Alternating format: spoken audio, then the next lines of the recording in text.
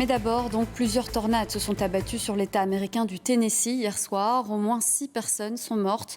Les vents particulièrement violents ont tout raflé sur leur passage.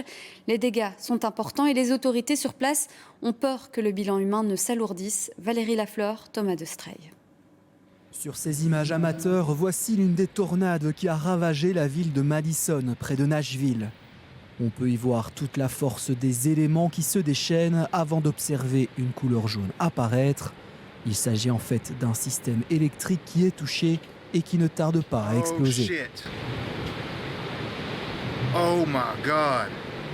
Des images impressionnantes et une situation sur le terrain encore chaotique hier soir. Près de 50 000 foyers sont encore en ce moment privés d'électricité. It's a rough night. It's hard to really assess the damage in the dark because of the power outages, but OEM has activated its emergency response, storm emergency response. We're asking people to stay indoors. Please stay indoors in a safe place. There are power lines down. Don't come out if you don't have to. And if you need assistance, call 911. Les dégâts matériels sont importants, les habitations sont touchées, les routes sont barrées et des dizaines de personnes ont été blessées par les vents violents. À Clarksville, le maire de la ville a décrété l'état d'urgence et imposé un couvre-feu. It's devastating for this community.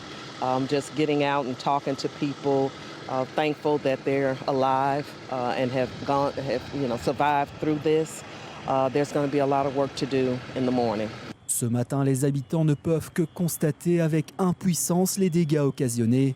Une accalmie qui pourrait bien être de courte durée alors que d'autres tornades devraient encore frapper aujourd'hui la côte est des États-Unis.